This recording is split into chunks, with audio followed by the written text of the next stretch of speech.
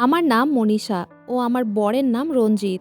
বিয়ের প্রথম রাতে আমার বর আমাকে ছেড়ে নিজের মা ও বোনের ঘরে দরজা লাগিয়ে ঘুমোতে চলে যায়। তারপর আমি যখন লুকিয়ে দরজা দিয়ে উঁকি মেরে দেখি, তখন আমার পায়ের তলা থেকে যেন মাটিটাই সরে যায়।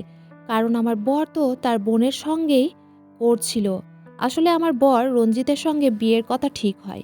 তখন আমার বাবা মা এসে বলেছিল ছেলেটা নাকি খুব ভালো, এবং সবাই এটা বলেছিল আমার কপাল খুব ভালো, তাই আমার রঞ্জিতের মতো একটা ভালো ও সাংসারিক ছেলের সঙ্গে বিয়ে হচ্ছে। বিয়ের আগে তো রঞ্জিতের ফ্যামিলির ব্যাপারে অনেক নাম শুনেছিলাম। আসলে আমরা ৫ ভাই বোন ছিলাম এবং আমি সবার থেকে বড় ছিলাম। আমি খুব বড়লোক ঘরের মেয়ে ছিলাম। আমার বাবা একজন সাকসেসফুল বিজনেসম্যান ছিলেন। আমরা যেহেতু বড়লোক ছিলাম তাই কখনো কোনো জিনিসের অভাব হয়নি। তাই বাবা চেয়েছিল আমার যাতে এমন একটা ফ্যামিলিতে বিয়ে হয় যেখানে মেম্বারের সংখ্যা কম থাকে। মেম্বারের সংখ্যা কম থাকলে কাজের চাপটাও কম হবে। তাই রঞ্জিতের ফ্যামিলিতে যেহেতু রঞ্জিত ও তার মা ছিল, রঞ্জিতের কোনো ভাই বোন ছিল না। রঞ্জিতের বাবা গত ২ বছর আগেই মারা গেছে। তাই আমার বাবা রঞ্জিতকে আমার জন্য পছন্দ করে নিয়েছিল। বাবার একজন বন্ধু রঞ্জিতের সম্বন্ধ আমার জন্য নিয়ে এসেছিল। আমি তো খুব খুশি হয়েছিলাম যে আমার এমন একজন মানুষের সঙ্গে বিয়ে হচ্ছে যার কিনা সবাই নাম করছে এবং বলছে আমি খুব ভাগ্যবতী যে রঞ্জিতের মতো এত ভালো ছেলের সঙ্গে আমার বিয়ে হচ্ছে। প্রত্যেকটা মেয়ের চোখে স্বপ্ন থাকে যে তার যেই ছেলের সঙ্গে বিয়ে হবে সেই ছেলেটা তাকে খুব ভালোবাসবে এবং তার মনের মতোই হবে। তাই আমিও খুব খুশি ছিলাম এটা ভেবে যে আমার একটা ভালো ছেলের সঙ্গে বিয়ে হচ্ছে। আসলে বিয়ের ব্যাপারটা হচ্ছে সম্পূর্ণ কপাল। অনেক সময় ভালো ঘর দেখাশোনা করার পরেও মেয়েটি সুখে থাকতে পারে না। আবার অনেক সময় হয়তো গরিব ঘরের মেয়েরও একটা ভালো বড়লোক ঘরে বিয়ে হয়ে যায়। তাই বিয়ের ব্যাপারটা সম্পূর্ণ কপাল। রঞ্জিতের সঙ্গে আমার বিয়ে তো আমার বাবা অনেক বড় এবং ধুমধাম করেই দিয়েছিল। বিয়ের পরে আমি যখন শ্বশুরবাড়ি আসি তখন আমি খুবই আশ্চর্য হয়েছিলাম। কারণ বিয়ের পরে বউ যখন গৃহপ্রবেশ করে সেই সময় সবাই তার স্বাগতম জানায়। কিন্তু এখানে আসার পরে দেখি আমার গৃহপ্রবেশের সময় কেউ ছিল না এবং বাড়িঘরও সাজানো ছিল না। কোনো লোকজনও ছিল না। খুব সিম্পলভাবে রঞ্জিতের বাড়িতে আমার গৃহপ্রবেশ হয়েছিল। রঞ্জিতের মা আমার গৃহপ্রবেশ করেছিল। গৃহপ্রবেশের সময় রঞ্জিত আমার পাশেও ছিল না। আমি খুব এক্সাইটেড ছিলাম যে গাড়ি থেকে নেমে রঞ্জিতের বাড়িতে যখন গৃহপ্রবেশ হবে তখন আমি ও রঞ্জিত একসঙ্গে থাকব।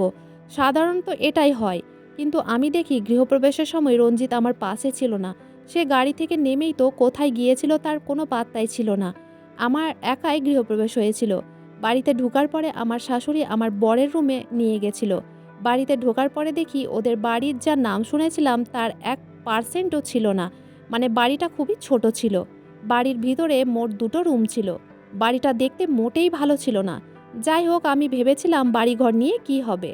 মানুষের ভালো গুণটাই হচ্ছে আসল পরিচয়। তারপর আবার ভাবছিলাম বিয়ের আগে তো রঞ্জিতের বাড়ি ও রঞ্জিতের ব্যাপারে অনেক নাম শুনেছিলাম। তাহলে এমনটা কেন? এই বাড়িতে আসার পরে কোনো দিক থেকেই দেখে মনে হয়নি যে বাড়িতে কোনো বিয়ের অনুষ্ঠান হচ্ছে। আমার তো দেখে মনে হয়েছিল এরা শোক পালন করছে। বিয়ের আগে তো অনেক নাম শুনেছিলাম রঞ্জিতের ব্যাপারে ও তার বাড়ি ঘরের ব্যাপারে। তারপর আবার ভাবলাম মানুষের পরিচয় বাড়ি দিয়ে নয়, তার গুণ দিয়ে ও ব্যবহার দিয়েই করা হয়। তারপর আমি এসব কথা মাথা থেকে সরিয়ে নিজের রুমে বসে রঞ্জিতের অপেক্ষা করতে থাকি। কারণ আজ আমার বিয়ের প্রথম রাত ছিল। এই ফুলশয্যার রাতের জন্য প্রত্যেকটা মেয়েই স্বপ্ন দেখে। তাই আমিও খুব এক্সাইটেড ছিলাম যে কখন রঞ্জিত এসে আমার সঙ্গে টাইম কাটাবে। কিছুক্ষণ পরে দেখি আমার শাশুড়ি দুধের গ্লাস নিয়ে ঘরের ভিতর ঢুকে যায়। তারপর উনি আমার কাছে আসেন এবং দুধের গ্লাসটা আমার হাতে ধরিয়ে বলেন, এটা খেয়ে নাও। এবং উনি নিজের বাড়ির ব্যাপারে ও নিজের ব্যাপারে কথা বলা শুরু করেন। কিন্তু আমার মনটা তো রঞ্জিতের কাছেই আটকে ছিল। শাশুড়ির কথাগুলো তাও শুনছিলাম। অনেকক্ষণ কথাবার্তা বলার পরে যখন আমার রুম থেকে শাশুড়ি চলে যান তখন আমাকে বলেন, বৌমা তোমার যা দরকার হবে এই ঘর থেকে আমাকে ডাক দিবে। এই ঘর থেকে ভুল করেও বাইরে বেরোবে না, না হলে কিন্তু তোমার সঙ্গে খুব খারাপ হবে। তুমি এই ঘরের মধ্যেই থাকবে।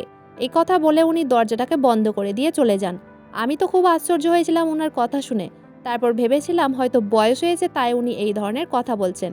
কারণ একটা ঘরের মধ্যে মানুষ কিভাবে সারাদিন থাকতে পারে? কিছু না কিছু কাজের জন্য তাকে ঘর থেকে বাইরে বেরোতেই হবে। এইসব কথা আমি মাথা থেকে সরিয়ে আবার রঞ্জিতের জন্য অপেক্ষা করতে থাকি। তারপর রাত্রি ২টোর সময় সে দরজা খুলে ঘরের মধ্যে আসে। আমি তাকে দেখে খুব খুশি হয়েছিলাম। কিন্তু সে ঘরে ঢুকতে তাড়াতাড়ি করে আমার হাতে একটা ব্যাগ দিয়ে বলে, এই ব্যাগের মধ্যে তোমার জন্য একটা গিফট আছে। এবং সে অনেক তাড়াহুড়ো করে বিয়ের পোশাকটাকে খুলে দিয়ে একটা সাধারণ জামাকাপড় পরে বাড়ি থেকে বেরিয়ে যায়। আর বলে, আমার অনেক কাজ আছে, আমাকে এখন যেতে হবে।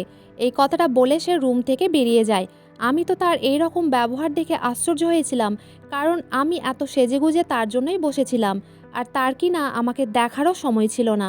আমার সঙ্গে টাইম কাটানো তো অনেক দূরের কথা, কিন্তু সে এত রাতে কোন কাজের জন্যই বা ঘর থেকে বাইরে গেছিল। আমার মনে তখন অনেক রকম দুশ্চিন্তা আসছিল। আমার তখন কিছুই ভালো লাগছিল না। আর ভাবছিলাম বিয়ের প্রথম দিন কে নিজের বউয়ের সঙ্গে এই রকম ব্যবহার করে। আমি সারা রাত সেদিন মন খারাপ করেই ঘরের মধ্যে বসেছিলাম। আর সহ্য করতে না পেরে সকাল ৬টার সময় আমি শাশুড়ির ঘরে যাই খোঁজ নিতে, যে রঞ্জিত সারা রাত ধরে কোথায় ছিল। তারপর আমি শাশুড়ির ঘরের দরজা নক করতে থাকি।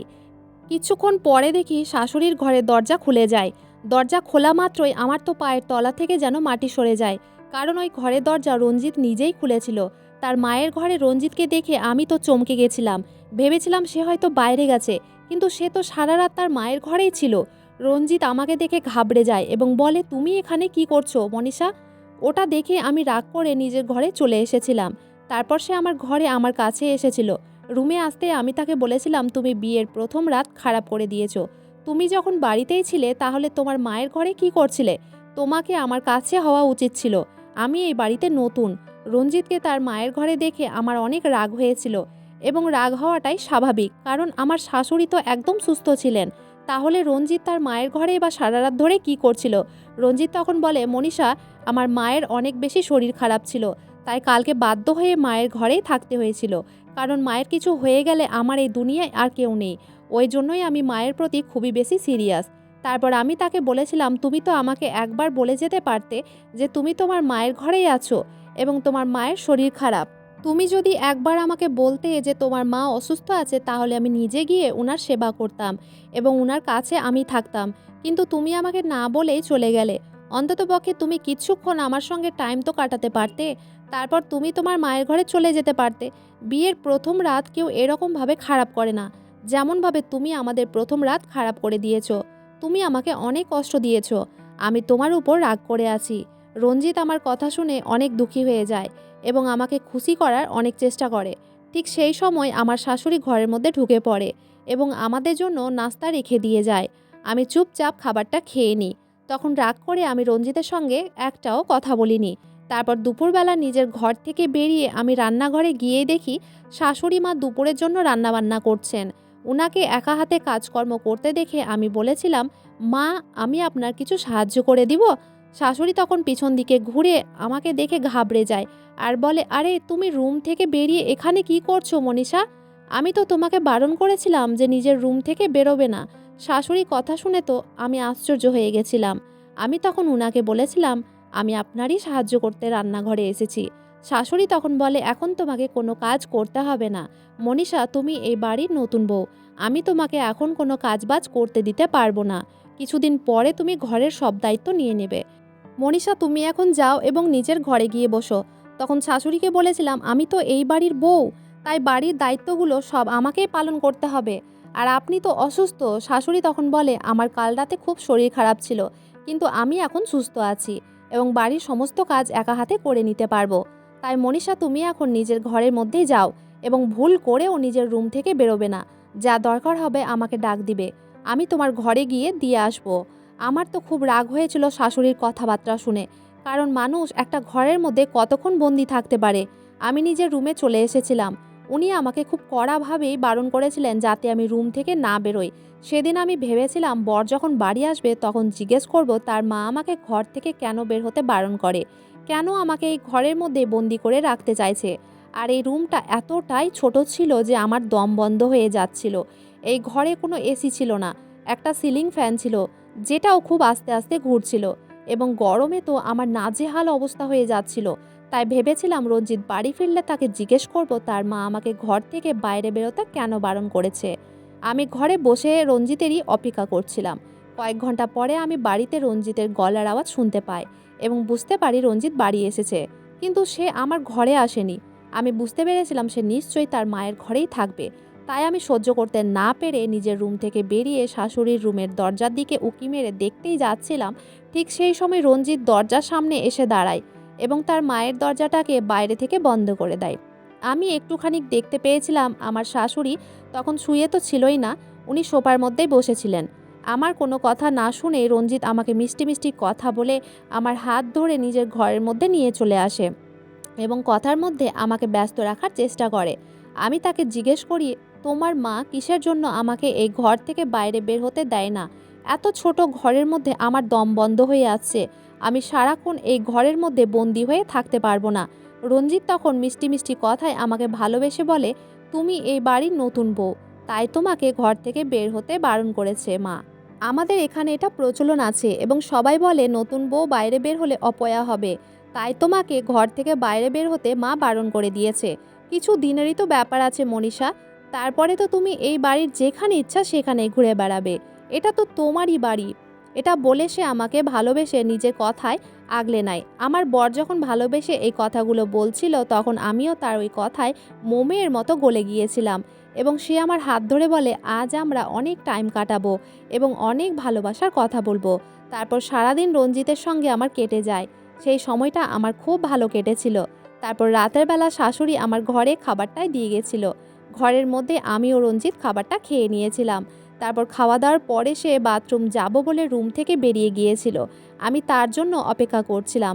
প্রায় 2 ঘন্টা হয়ে যাওয়ার পরেও সে যখন আমার ঘরে আসেনি, তখন আমি আর সহ্য করতে পারিনি। প্রথম দিন আমি এসব সহ্য করেছিলাম, কিন্তু আজ আমি ভেবেই নিয়েছিলাম আর সহ্য করব না। রাত্রি যখন 3টা বাজে তখনও সে ঘরে আসেনি। আর সহ্য করতে না পেরে আমি শাশুড়ির বারণ করা সত্ত্বেও ঘর থেকে বেরিয়ে গিয়েছিলাম। ঘর থেকে বেরিয়ে আমি শাশুড়ির ঘরের দরজায় হাত দিয়ে দেখি দরজাটা ভেতর থেকে বন্ধ আছে। তখন আমার আরও বেশি রাগ হয়েছিল। আমার বর না জানি ঘরের ভিতর ঢুকে তার মায়ের সঙ্গে কি এমন করছিল এবং দরজা কেন ভেতর থেকে লক করা ছিল। আমার মনে অনেক রকম প্রশ্ন ঘুরছিল। এদিক ওদিক তাকিয়ে দেখি একটা জানালা আছে, ওই জানালাটাও বন্ধ ছিল। এত গরমে তারা ঘরের জানলা দরজা বন্ধ করে কি করছিল? ওই জানালাতে একটা ছোট্ট ফুটো ছিল, ওটা দিয়ে আমি দেখার চেষ্টা করছিলাম। তখন দেখি ওই ছোট ফুটো দিয়ে ঘরের ভেতরটা স্পষ্ট দেখতে পাওয়া যাচ্ছে। আমার বর বিছানার একদিকে ঘুমিয়েছিল ও বিছানার অন্য ধারে আমার শাশুড়ি শুয়েছিল, কিন্তু মাঝখানে যে শুয়েছিল তাকে দেখে তো আমার পায়ের তলা থেকে মাটি সরে যায়, কারণ আমার বর আমার শাশুড়ির মাঝখানে একটা জোয়ান মেয়ে শুয়েছিল। ওই মেয়েটিকে দেখে আমি বুঝতে পেরেছিলাম এই বাড়িতে কিছু না কিছু একটা গণ্ডগোল আছে, যেটা এই বাড়ির লোক আমার থেকে লুকোচ্ছে। আমি তখনই ভেবে নিয়েছিলাম সকালবেলা রঞ্জিতকে জিজ্ঞেস করব ওই মেয়েটি কে। তারপর আমি রেগে তো নিজের ঘরে চলে এসেছিলাম। তারপর সকাল হতেই আমি যখন রঞ্জিতকে জিজ্ঞেস করি রাতের বেলা তার মায়ের ঘরে ওই মেয়েটি কে ছিল, এটা বলে দিয়ে আমি যখন রেগে ঘর থেকে বের হতেই যাচ্ছিলাম, তখন দেখি ওই মেয়েটি ঘরের সিঁড়িতে বসে আছে এবং ওই মেয়েটিকে আমি রাতের বেলা দেখেছিলাম, ওই মেয়েটি সিঁড়িতে বসেছিল। তখন আমি রঞ্জিতকে জিজ্ঞেস করি, এই মেয়েটি তোমার কে এবং তুমি ওই মেয়েটির পাশে কাল রাতে কেন শুয়েছিলে? রঞ্জিত তখন আমার হাত ধরে ঘরের ভিতর নিয়ে আসে এবং আমার শাশুড়িও ওই মেয়েটিকে নিজের ঘরে নিয়ে চলে যায়। রঞ্জিত ঘরের ভিতর ঢুকে দরজাটাকে লক করে দেয়। তারপর বলে, মনীষা, আমি জানি তোমার মনে অনেক রকম প্রশ্ন আছে। আজ আমি তোমাকে সব সত্যি কথা বলে দিব। ওটা আমার বোন, ওর নাম বিদিশা। আমার বোন মেন্টাল, তাই ওকে সবার থেকে লুকিয়ে রেখেছি। ওকে দেখে সবাই পাগল পাগল বলে আর রাগায়। ওর জন্য কিছু আত্মীয়রা আমাদের থেকে দূরে সরে গেছে, কিন্তু ওটা আমার বোন। আমি কি করে ওকে এই অবস্থায় একা ছাড়তে পারি? আমি যতদূর জানতাম রঞ্জিতের কেউ ছিল না, কিন্তু এখন জানতে পারছি রঞ্জিতের একটা বোনও আছে। তারপর বর বলে আমার বোন পাগল, তাই ওর জন্য এর আগে আমার অনেক বিয়ের সম্বন্ধ ভেঙে গেছে। তারা বলতো যেই ঘরে পাগল ননদ আছে সেই ঘরের বউ কোনোদিন শান্তি পাবে না। তাই যখন তোমার বাড়িতে আমার বিয়ে পাকা হয় তখন তোমার বাবা মাকে আমার বোনের ব্যাপারে কিছু বলিনি, তাহলে হয়তো তোমার বাবা মাও আমার সঙ্গে বিয়ে দিত না। এই ভয়ে আমরা কথাটাকে লুকিয়ে রেখেছিলাম। আমার বোনের অবস্থা এতটাই খারাপ যে সে নিজের সঙ্গে সঙ্গে সামনের জনেরও ক্ষতি করে দেয়, তাই তাকে ঘরের মধ্যে বন্দি করে রাখতে হয়। আমার মা তো অসুস্থ মানুষ, আমার বোনকে একা হাতে সামলাতে পারে না, তাই আমাকে তাদের কাছে থাকতে হয়। আমি যদি তাদের সাহায্য না করব তাহলে কে করবে বলো? এটা বলে রঞ্জিত কাঁদতে শুরু করে। বরের কান্না দেখে আমার খুব কষ্ট হয় এবং আমি তাকে বুঝিয়ে বলি, এই কথাগুলো তুমি আমাকে আগেই বলতে পারতে, তাহলে আমার এত টেনশন হতো না এবং আমি তোমাদের উপর রাগ করতাম না। বরঞ্চ তুমি এই সব কথা আগে বললে আমি তোমার সাহায্য করতাম, দরকার হলে আমি ননদের কাছে ঘুমাতাম। তারপর আমার শাশুড়ি ঘরে এসে বলে, আজকে থেকে রঞ্জিত তোমার কাছেই থাকবে, যতই অসুবিধে হোক না কেন আমি বিদিশাকে সামলে নেব। আমি শাশুড়িকে বলেছিলাম বিদিশা আমার ননদ, আমি তাকে সামলাতে পারবো। আমার কথা শুনে শাশুড়ি ও আমার বর বলেছিল তাকে সামলানো মুখের কথা না, সে আমাকে দেখে হয়তো কোনো ক্ষতি করে দিতে পারে। তাই রঞ্জিত বলেছিল তোমাকে ওর কাছে থাকার কোনোই দরকার নেই, ও তোমারও ক্ষতি করে দিতে পারে। ওই জন্যই তো তোমাকে ঘর থেকে বাইরে বেরোতে বারণ করেছিলাম। কারণ আমার মনে ভয় ছিল যদি বিদিশা তোমার কোনো ক্ষতি করে দেয়। আমার শাশুড়ির কথা শুনে বর গত ৪-৫ দিন রাতের বেলা আমার কাছেই ছিল। তাই ৪-৫ দিন আমার খুব ভালোই কেটেছিল। তারপর আবার একদিন আমার বর রাতের বেলা বলে আজ মায়ের ঘরে বিদিশার সঙ্গে থাকতে হবে। আজ আবারও অনেক বেশি পাগলামো করছে। আমি না থাকলে মায়ের কোনো ক্ষতি করে দিতে পারে। ওটা বলে সে নিজের মায়ের ঘরে চলে যায়। এবার আমার অনেক বেশি রাগ হচ্ছিল। কারণ এইভাবে কতদিন চলবে? আমার বর কতদিন তার মা বোনের সঙ্গে ঘুমোবে, যেটা কোনো মেয়েই সহ্য করতে পারবে না। আমি নতুন বউ ছিলাম। আমার রঞ্জিতের সঙ্গের দরকার ছিল। এভাবে প্রত্যেক দিন সে আমাকে একা রেখে নিজের মা ও বোনের রুমে চলে যেত এবং আমার খুব খারাপ লাগতো। সেদিন সকালবেলা আমি তাকে অনেক কথা শুনিয়েছিলাম এবং বলেছিলাম এইভাবে কতদিন চলবে? তোমার বোনের যখন এত খারাপ অবস্থা আছে তাহলে ওকে ভালো ডাক্তারের কাছে দেখাও না কেন? রঞ্জিত তখন বলেছিল আমার বোনের ব্যাপারে তোমাকে অত ভাবতে হবে না। সে বেশ কিছুদিন থেকে আমার উপর রেগেছিল। আমার শাশুড়ির বলা সত্ত্বেও সে বোনের কাছেই ঘুমাতো। তারপর একদিন যখন আমার বর বাড়িতে ছিল না, আমি শাশুড়ির ঘরে উঁকি মেরে দেখার চেষ্টা করেছিলাম। যখন বিদিশাকে দেখতে পেয়েছিলাম তাকে শাশুড়ির ঘরে দরজা খোলার জন্য বলেছিলাম। তখন সে আমাকে ইশারা করে বলেছিল তুমি এখান থেকে চলে যাও, নইলে অনেক বড় বিপদ হয়ে যাবে। যখন আমার বর বাড়িতে থাকতো না এবং আমার শাশুড়ি বিদিশাকে নিয়ে ঘরের মধ্যে দরজা লাগিয়ে শুয়ে থাকতো, তখন সুযোগ বুঝে আমি বিদিশার সঙ্গে জানালা দিয়ে আস্তে আস্তে কথা বলতাম। বেশ কিছুদিন কথা বলার পরে বুঝতে পেরেছিলাম বিদিশা কোনো দিক থেকেই পাগল ছিল না, সে একদম নর্মাল ছিল। তাহলে আমার শাশুড়ি ও বর আমাকে কেন বলেছিল যে সে মেন্টাল? বরঞ্চ বিদিশাকে দেখে যা বুঝতে পেরেছিলাম সে তার মা ও দাদাকে দেখে অনেক বেশি ভয় পেত। তাদের কথা শুনে সে ভয় পেত। আমি বিদিশার সঙ্গে যখনই কথা বলার চেষ্টা করতাম সে বলতো তুমি এখান থেকে চলে যাও, কেউ দেখতে পেলে তোমারও খুব খারাপ অবস্থা হয়ে যাবে এবং তোমার শাশুড়ি যদি জানতে পারে তুমি আমার সঙ্গে লুকিয়ে লুকিয়ে এই জানালা দিয়ে কথা বলছো তাহলে তোমার অবস্থা খারাপ করে দিবে। যখন থেকে এই বাড়িতে এসেছিলাম তখন থেকে আমার শাশুড়ি ও বর বিদিশাকে নিয়েই ব্যস্ত ছিল। এই বাড়িতে তো আমার কোনো মূল্যই ছিল না। তারা সবসময় বিদিশার সঙ্গে খুব খারাপ ব্যবহার করত এবং তাকে খুব ভয় দেখিয়ে রাখতো। বিদিশা অনেক বেশি ভয় পেত তার মা ও দাদাকে দেখে। একদিন বিদিশা আমাকে বলেছিল যেদিন তোমার শাশুড়ি ও তোমার বর এই বাড়িতে থাকবে না সেদিন তুমি সুযোগ বুঝে এই ঘরে আমার সঙ্গে কথা বলতে আসবে। তোমার সঙ্গে অনেক কথা আছে যেগুলো তোমার জানা খুবই দরকার। বিদিশার কথা শুনে আমি বুঝতে পেরেছিলাম কিছু তো একটা গন্ডগোল আছে, যেটা আমি বুঝতে পারছি না।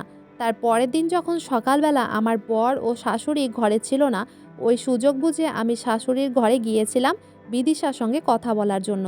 তখন দেখি ঘরে তালা মারা আছে। আমি লুকিয়ে দেখেছিলাম শাশুড়ি ওই চাবিটা কোথায় রাখে, তাই আমি জানতাম চাবিটা কোথায় রাখা আছে। আমি ওই চাবিটাকে বের করে ঘরের দরজাটাকে খুলে দিই এবং বিদিশার সঙ্গে দেখা করি। বিদিশা আমাকে যা বলেছিল সেটা শোনার পরে তো আমার পায়ের তলা থেকে যেন মাটি সরে গেছিল। বিদিশা আমাকে বলেছিল তোমার শাশুড়ি ও তোমার বর আমাকে মেরে ফেলার সিদ্ধান্ত নিয়েছে, আমাকে এখান থেকে বের করো, না হলে তারা আমাকে মেরে ফেলবে। বিদিশা হাত জোর করে আমার কাছে কান্নাকাটি করে রিকোয়েস্ট করেছিল আর বলেছিল মনীষা আমার সঙ্গে তুমিও পালিয়ে চলো, না হলে ওরা দুইজন মিলে আমাদের সঙ্গে তোমাকেও মেরে ফেলবে। আজ অনেক ভালো সুযোগ আছে, চলো আমরা দুজন পালিয়ে যাই। আমি তো কিছুই বুঝতে পারছিলাম না তার মা ও দাদার ব্যাপারে কেন বিদিশা এরকম বাজে কথা বলছিল।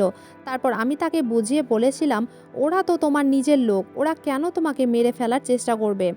তুমি তোমার মা ও দাদাকে দেখে এত বেশি কেন ভয় পাও?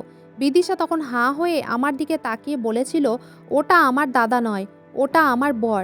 আমি ওর প্রথম স্ত্রী, তুমি রঞ্জিতের দ্বিতীয় স্ত্রী। এই কথাটা শুনে তো আমার মাথা ঘুরে ওঠে। তারপর বিদিশা বলে আমি একটা গরিব ঘরের মেয়ে ছিলাম। রঞ্জিত যখন আমাকে বিয়ে করে তখন সে প্রায় আমাকে বলতো নিজের বাবার কাছ থেকে এত টাকা নিয়ে আয়, নিজের বাবার কাছ থেকে অত টাকা নিয়ে আয়। মাঝে মধ্যে সে আমাকে টাকা আনার জন্য বাপের বাড়ি পাঠিয়ে দিত। কিন্তু আমার বাবা মা অনেক গরিব, আমাকে টাকা দেওয়ার মতো ক্ষমতা ও সামর্থ্য ওদের ছিল না।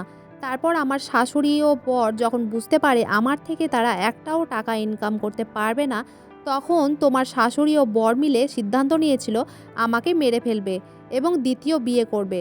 তারা পাড়াতে বলে দিয়েছিল আমি অ্যাক্সিডেন্টে মারা গেছি। তারপর অনেক দিন যখন আমার বাবা মা আমার কোনো খোঁজ খবর পায়নি, তখন রঞ্জিতের কাছে এসে আমার ব্যাপারে জিজ্ঞেস করেছিল। সে আমার বাবা মাকেও মিথ্যা কথা বলেছিল এবং আমার বাবা মাকে বাড়ি থেকে বের করে দিয়েছিল। আমার বাবা মা গরিব তাই কিছু করতে পারেনি। তারপর তারা যখন জানতে পারে তুমি অনেক বড়লোক ঘরের মেয়ে, তখন রঞ্জিত ডিসাইড করেছিল তোমার সঙ্গে বিয়ে করবে এবং তোমাকে বিয়ে করে যখন এই ঘরে নিয়ে আসে তখন আমাকে শাশুড়ির ঘরে বন্দি বানিয়ে রাখতো এবং এখন ওরা আমাকে মারার জন্য প্রত্যেক দিনই একটা করে ইঞ্জেকশন দেয় যাতে আমাকে তিলে তিলে মেরে ফেলতে পারে এবং তারা আমাকে সত্যি তিলে তিলে মারছে। তাই বলছি তুমি আমাকে এখান থেকে নিয়ে চলো। তোমার বর ও শাশুড়ি অনেক লোভী মানুষ, তারা টাকা ছাড়া কিছু চেনে না। বিয়ের নামে তারা সবার সঙ্গে ফ্রড করেছে। তোমার থেকে যখন টাকা ইনকাম হয়ে যাবে তখন আমার মতোই তোমার সঙ্গেও এই রকম করবে। মনীষা, তোমার আসার আগে শাশুড়ি ও বর আমাকে ধরে ধরে মারতো, আমার উপর অনেক অত্যাচার করত এবং এখন তো তারা আমাকে মেরেই ফেলবে, কিন্তু আমি বেঁচে থাকতে চাই। বিদিশার কথা শুনে ভয়ে আমার মাথা থেকে ঘাম ঝরতে থাকে। বিদিশা বলে আমার বাবার দেওয়া অল্প কিছু জিনিস ছিল যেগুলোকে রঞ্জিত ও তার মা একে একে বিক্রি করে দিয়েছে। ওই জিনিসগুলো বাবা অনেক কষ্ট করে আমার বিয়ের সময় দিয়েছিল। আমাকে যে অল্প স্বল্প গয়না দিয়েছিল সেইগুলোকেও রঞ্জিত বিক্রি করে দিয়েছে। মনীষা, আমি তোমাকে গ্যারেন্টি সহকারে বলতে পারি তোমার কাছে যে গয়না আছে ওইগুলো তারা নিশ্চয়ই এতদিনে বিক্রি করে ফেলেছে, কারণ তোমার বিয়ে হতে ১ মাস হয়ে গেছে। এতদিনে তোমার গয়না একটাও থাকবে না। বিদিশার কথা শুনে আমি তাড়াতাড়ি নিজের ঘরে ছুটে যাই এবং আলমারি খুলে দেখি সত্যি আমার আলমারির ভিতরে একটাও গয়না ছিল না। তখন আমি বিদিশার কথা বিশ্বাস করতে বাধ্য হয়ে যাই এবং সেই মুহূর্তে আর দেরি না করে আমি তাড়াতাড়ি বিদিশাকে নিয়ে সেখান থেকে বেরিয়ে পড়ি এবং আমার বাবার বাড়িতে পালিয়ে চলে যাই। আমার বাবাকে গিয়ে সব কিছু সত্যি কথা বলে দিয়েছিলাম এবং বিদিশার কাছে তার বাবা মায়ের ফোন নাম্বার নিয়ে তাদেরকে ফোন করে আমাদের বাড়িতে ডেকেছিলাম। বিদিশার বাবা বিদিশাকে দেখে জড়িয়ে ধরে আর কাঁদতে কাঁদতে বলে, আমরা তো ভেবেছিলাম তোমাকে আর কোনোদিন দেখতে পাবো না। তারপর বাবা পুলিশকে ফোন করে রঞ্জিত ও তার মায়ের নামে কেস করে দিয়েছিল। এইসব জানার পরে পুলিশ রঞ্জিত ও তার মাকে জেলে ভরে দেয়। ওই ঘটনাটা হওয়ার ১ বছর পরে আমার বাবা ভালো করে যাচাই করে দেখে শুনে একটা ভালো ফ্যামিলিতে আমার বিয়ে দিয়ে দেয়। আমার দ্বিতীয় বরের নাম বিক্রম। সে আমাকে খুবই ভালোবাসে। আমি এখন অনেক ভালো আছি। আমি যেমন আশা করেছিলাম ঠিক সেই রকমই বর পেয়েছি। বন্ধুরা, আজকের গল্পটা এখানেই শেষ করছি। গল্পটি ভালো লাগলে অবশ্যই লাইক, শেয়ার, সাবস্ক্রাইব করতে ভুলবেন না। গল্পতে কোনো ভুল ত্রুটি থাকলে ক্ষমা করে দিবেন।